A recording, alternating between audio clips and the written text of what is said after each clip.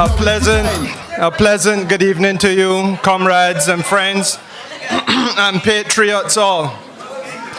I hope you all had a good Christmas.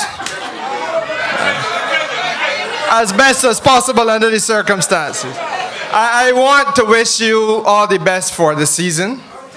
I would wish to wish you a prosperous new year, but I cannot come to this place and make light of the reality that we face. When I speak to you, I want to be absolutely candid and honest with you. Prosperity in Barbados in 2018 cannot be taken for granted. We have leading this country a most disgraceful and arrogant human being who leads an equally disgraceful and arrogant party. And in their hands lie the hopes and fortunes of this country. I want to say to you that prosperity for the Democratic Labour Party, your prosperity and mine and our well-being and welfare does not matter. And the time is coming when we're going to have to take off the gloves and be brutally frank about what we are seeing in Barbados, and it has begun this evening and must continue for the next few months. Because what we have been asked to tolerate is completely unacceptable. I say to you again that they have no interest in your well-being and your prosperity. If they did, this Christmas could not have come, and this year would not be about to close, knowing full well that the NSRL has carried up your cost of living by 15, maybe 20%, and no adjustment be made to assist you in the language of Mia when she spoke in Parliament, to get a little cost of living allowance. In the language of the union, but speaking to the same social economic reality, to get a coping subsidy. Your pain and mine don't matter as far as Frontier Short is concerned.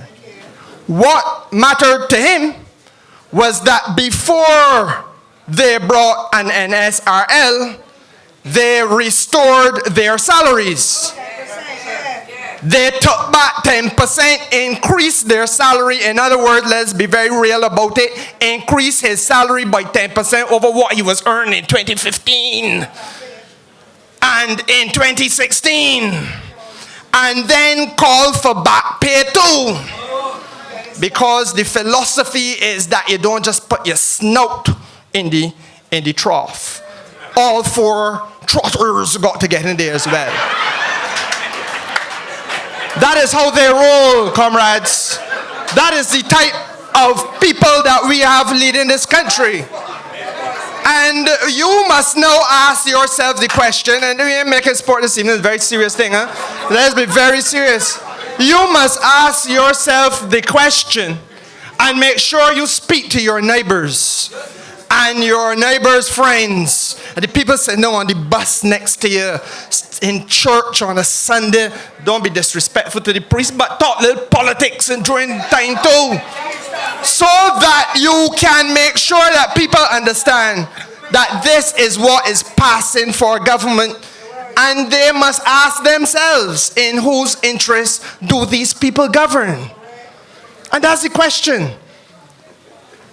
You know, I wanted to speak to you directly about some matters relating to commerce because I shadowed the Ministry of Commerce, but it came to my attention as I arrived here that we have some videographers among whom is not numbered the Caribbean Broadcasting Corporation.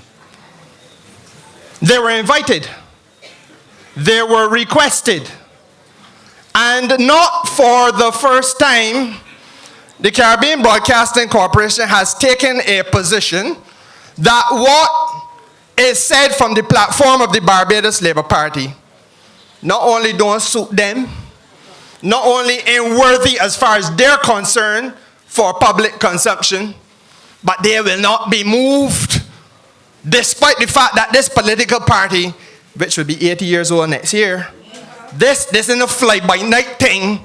This political party represents 1/2 of the voting public in Barbados.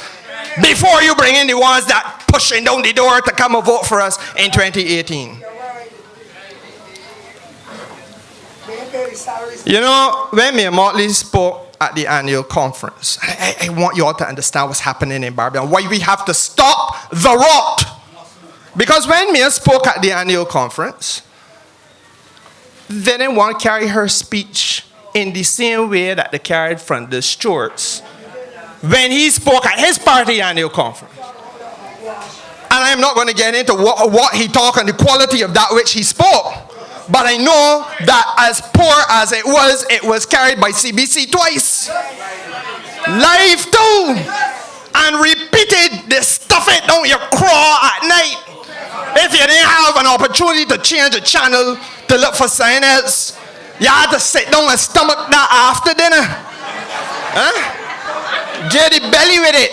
But mere speech, which we, hear me, Labour Party, which we offered to pay for good money, then taking money that come from Barbados Labour Party. This CBC that is $100 million in debt. And you have to ask yourself if from the Stewart as the minister responsible for information can be divorced from the financial mismanagement and the abuse of the Caribbean Broadcasting Corporation.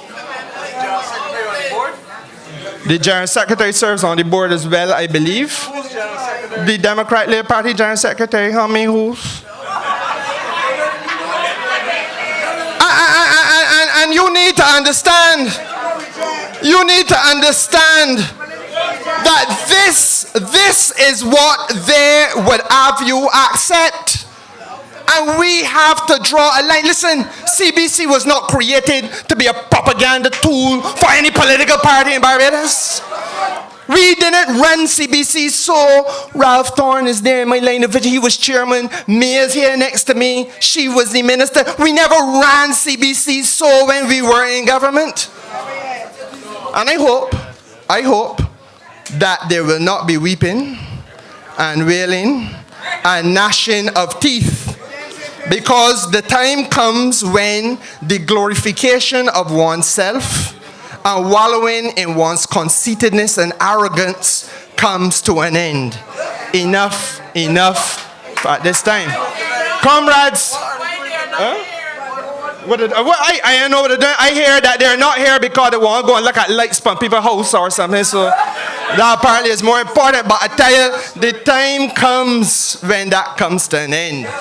Patriots, I want you all to understand what's happening in Barbados.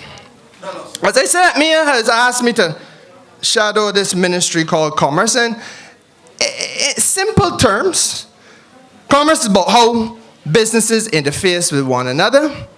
And more importantly for us in politics, it is about how the government facilitates the development of business in this country. Facilitating the development of business to ensure growth in the Barbados economy, to ensure the earning of foreign exchange, to ensure that you have employment in Barbados. That's what this is about.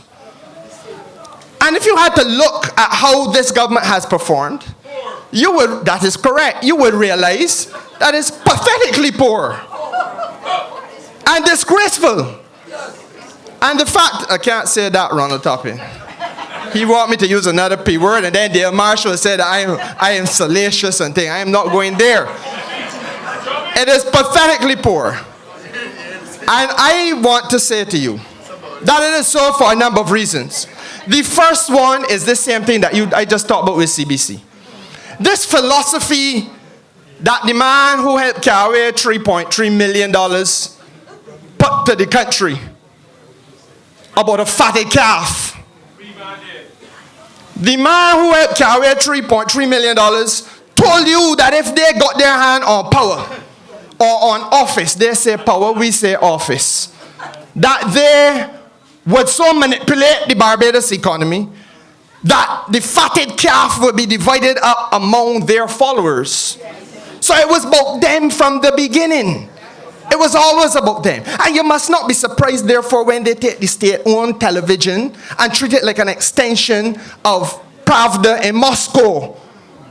You know, don't be surprised when they treat it as though it is something out of North Korea. Because they feel that this is all about them.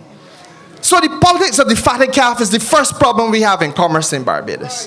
Where whatever there is in this economy must go to a Democrat Labour Party bearer of a Democrat Labour Party passport first and foremost. But the second problem is a thing that you must call simply consolidation of wealth. It's nice sounding language, but what does it mean? It means, well, that is an example of it. The fellow with the 2 M's in his name. That you consolidate all the money in this country in a set of interlinking companies which are vertically integrated, but at the end of the day, all of the financial benefits fall into the hands of 1 or 2 friends of the ruling party. And you know that that is how Barbados now operates. But what we have to talk about during the course of this election, and it begins tonight, is the cost of the consolidation of wealth to you. Because you pay a cost if, for example, you're a contractor, and as I could take you to one place in my constituency, I will not call the good gentleman's name. In 2003, when I was first elected, he had trucks. When I first went to his house, the place full of scaffolding, cement mixers. You know, if you go by him today, there is no evidence of anything to do with construction. Because he's been completely wiped out. Completely wiped out. No, he ain't a them. And will never be. But what I want you to understand is how this thing works. Not only in the way in which you feel you lose directly, but then how you lose indirectly. Now I'm holding in my hand a memorandum of understanding between the Barbados Tourism Inc. and SMI Infrastructure Solutions Incorporated. Joe, I don't know why he went to this thing about falling off of a truck. This did not fall off of any truck. This was delivered to me. And the gentleman sitting next to Joe has a copy too. And the leader of the Labour Party has a copy. We keep them separately, so if anything happens, they say, well, get rid of Kerrie Symmonds, go he talking out with business. Me must have, you understand? Good. Right? It is dated 9th of February 2011. And this memorandum of understanding is made between the government of Barbados, acting herein through the Barbados Tourism Investment Incorporated, hereinafter called the client, and SMI Infrastructure Solutions Incorporated, a company incorporated under the laws of St. Lucia, but having its registered office in Barbados. And it says, whereas, I'm not going to read all 12, 14 pages to you. I'm just going to carry you swiftly to the relevant parts. We have a whole campaign, and by the time the campaign done, you're going to know this like the ABC. Right?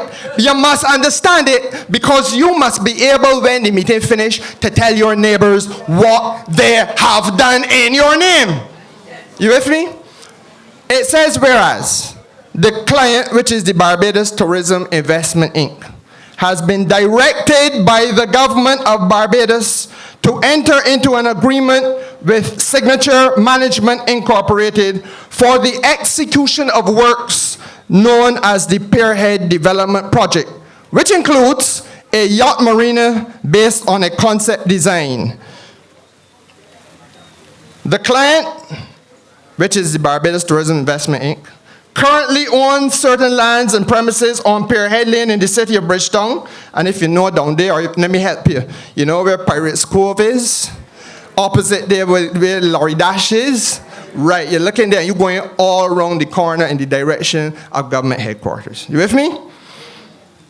And they propose to engage SMI to arrange, design, finance, and construct the yacht marina thereon, as well as ancillary facilities. Now, when I go to the next page, the project description is put. The client and SMI will work together to deliver: 1, the marina based on provisions as set out in a concept paper; 2, a master plan for the redevelopment of certain lands owned by the client; 3, public infrastructure and resort hotel development on the lands described. Now that resort hotel development is what you have come to understand and loosely call the Hyatt. Now I want you to understand that this SMI ain't had nothing to do with the fellow who got the 2 M's in his name. In 2011, when this agreement was entered into, and I want you to know how the agreement, because you must understand the full thing. This is a Nene agreement. This was dated on the 9th of February 2011 by the minister responsible for finance. There's the signature right here. That big O. And when we have a big screen, you will see this signature on several other pertinent documents reflecting his involvement in other areas of commercial activity in Barbados, which are relevant to you and also relevant to the debt that this country is in. Right? And I want you to understand that in 2011, this fella who you see now so deeply involved in the process of the Hyatt was not in contemplation. There's a legal agreement signed by the government of Barbados and a developer, signed by the Minister of Finance and a developer, for the purpose of doing the same work that you see the favorite son of the Democratic Labour Party pushing himself up in now. You may well ask where he come from, how he get in there. He get in there because on October 29th, 2014, no doubt after complaining bitterly and making certain observations about how things could flow or not flow, a letter was written by on the letterhead of the Barbados Tourism Investment Inc., addressed to the same SMI Infrastructure Solutions. It says, "Dear Sir, we wish to advise that Cabinet at its meeting held on the 25th of September 2014, that is 3 years after they signed the agreement, considered and agreed that the Memorandum of Understanding," which I just had in my hand, "between SMI Infrastructure Solutions and Barbados Tourism Investment Inc. will be terminated in accordance with Section 13.3 of the Memorandum of Understanding, which says, this Memorandum of Understanding will terminate in respect of the Marina project, the development project, or both projects as the case may be, upon 120 days written notice of termination by either party to the other prior to the execution of the project." No way, no explanation of what wrongdoing, if any, no statement, well, you have failed in the following material ways, no statement that if you don't get your act together, you might lose the thing, but a direct letter without prior warning: "Skipper, we have terminated the project." You understand? The way it impacts on you, because there are several other angles to this, but I want to talk to you tonight about the way it impacts on you. The last paragraph, they say, "We wish for SMI to indicate any outstanding money that may be due to SMI in accordance with Section 13 of the Memorandum of Understanding," which deals, of course, with the said termination. So, having been told, well, tell us how much money we got for you, and having been told that the contract has been broken, the owner responds, "I have been invited to address the issue raised in your October 29 letter concerning monies that may be due to SMI as a consequence of the termination of the Memorandum of Understanding. These obligations fall under 3 broad headings. 1, unpaid amounts due under the Memorandum of Understanding, including demobilization costs. These amounts include those submitted at BTII's request in May 2014 and costs incurred thereafter, And 2, amounts in respect of the extension of the MOU phase occasioned by the actions or omissions of the government of Barbados, resulting in considerable delays of approximately 36 months. These amounts approximately add up to 16.71 million United States dollars. Amounts due in respect of the marina construction contract and the bolt in accordance with the parameters settled in the Memorandum of Understanding. These amount to approximately 32.44 million United States dollars. And 3, amounts in respect of loss of opportunity relating to the build-out and operation of the development project. Our resort development specialist has been asked to report to SMI as to the quantity of our claim. This work is being undertaken. It is yet to be completed, and as such is yet to be quantified. However, thus far, the outstanding amount would be 98.3 million Barbados dollars. That is before you come to the loss of profit.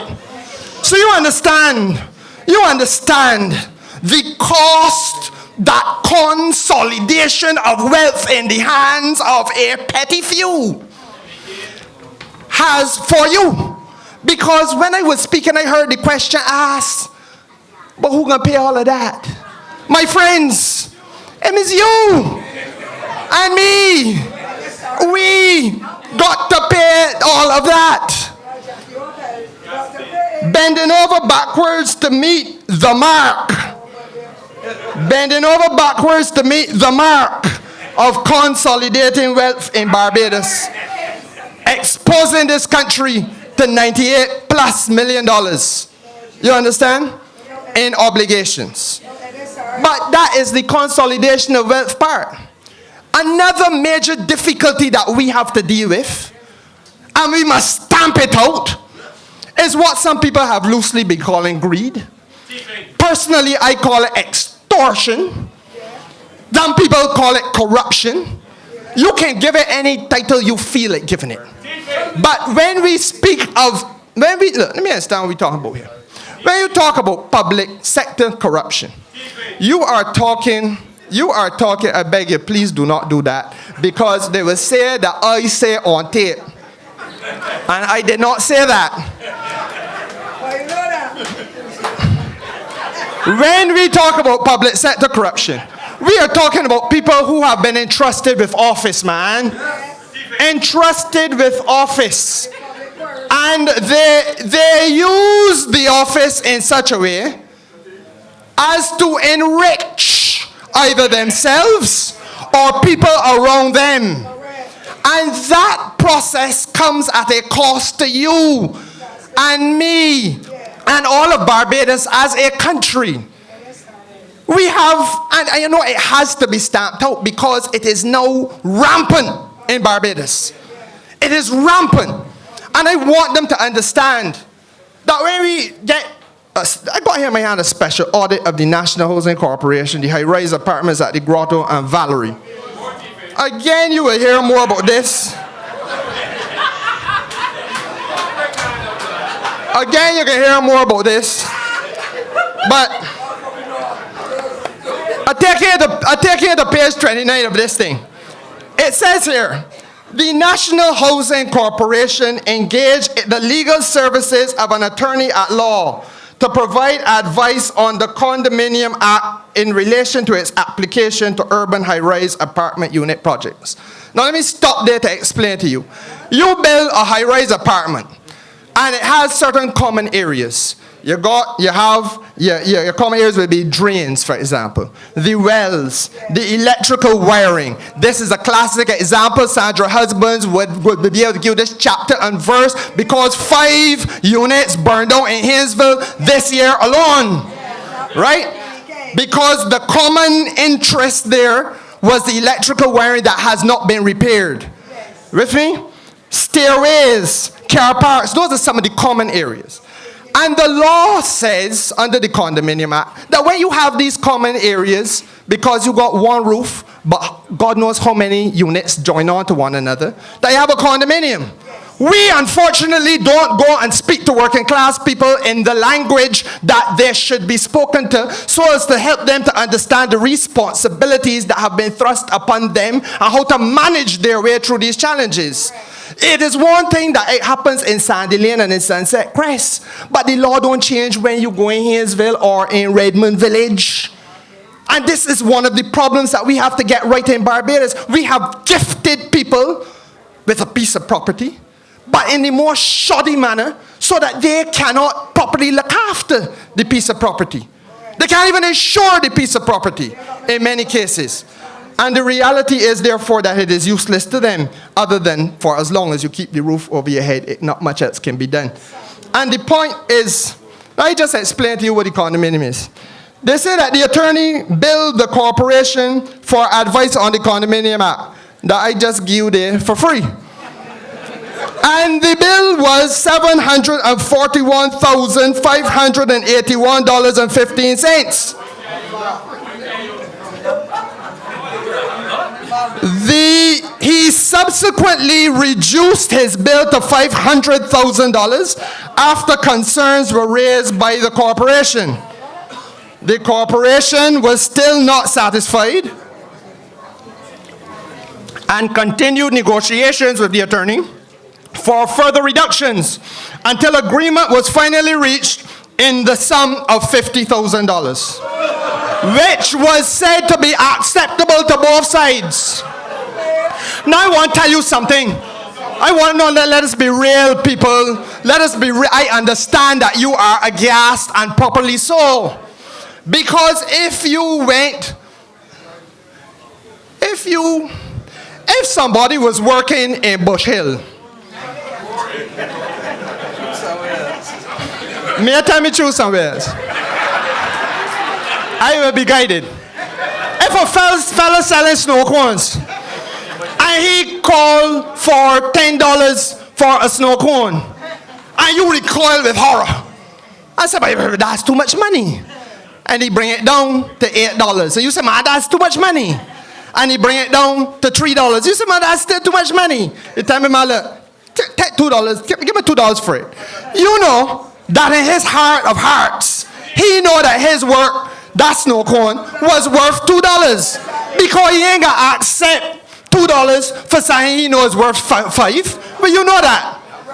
And that perhaps is a better example than the other one I was going to give you, which may be too graphic. I might have gotten lost along the way. I have to rely on somebody out here to give me guidance, and I don't want to do that. But the point is this, comrades. The point is this. When you see this kind of thing, you know that somebody approached the National Housing Corporation with larceny in their heart. You know that. And the question that a prime minister must ask, and this is where it becomes politically relevant now, at a macro level. Because you are, as prime minister, you are charged with a whole cabinet, man. A whole cabinet. The same way from the short would have you believe that when a judicial manager's report was published, he didn't know nothing about it, he didn't get a chance to read it, even though it said that his predecessor was party to the movement under a fraudulent invoice of $3.33 million to his law office, where the predecessor's wife was at all material times the manager of the law office and is now the member of parliament for St. John. So it should have been of concern to him politically. He had a chance to read it. He didn't look at it. And we have to ask ourselves whether that is acceptable. We also have to ask ourselves whether that which he said the other day is acceptable. That there is a law in Barbados already dealing with corruption, when the existing law has a maximum penalty of $2,500. So if a man had it in his mind that he going after $750,000 for a contract that I just explained to you in 5 seconds, he going after $750,000 from the public's purse. Do you think it is acceptable that the punishment for him will be $2,500? But it can't work. And that explains the absolute and complete idiocy of that which Van der Stroot tried to throw down the throat of this country. It is complete idiocy, because you know that that piece of legislation is hopelessly antiquated and it must be radically revised.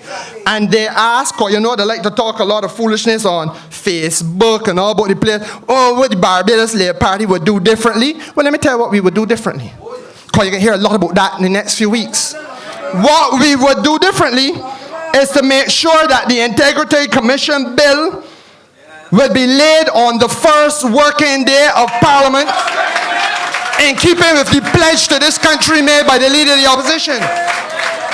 It is already on the website, where you have been invited to read it and give us your views and you share your opinions. Because unlike the fly-by-night people that sit down in a living room and say one morning, I get in politics, I want to start a party. They can't even find a constitution for the thing that they put together. The reality is, but I know Star and Giraffe Lieutenant may go there.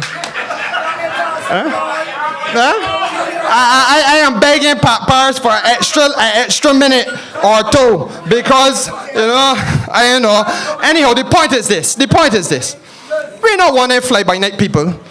We've been around for 80 years, man. And we've been the only political party to put a draft piece of legislation out there for you to have input in on a fundamental matter relating to this country's development and well-being. You know? And we can go on. I spoke the other day, and I'm going to wrap up in this minute. I spoke the other day about the Hilton and the sale of the Hilton. You know that was a month ago.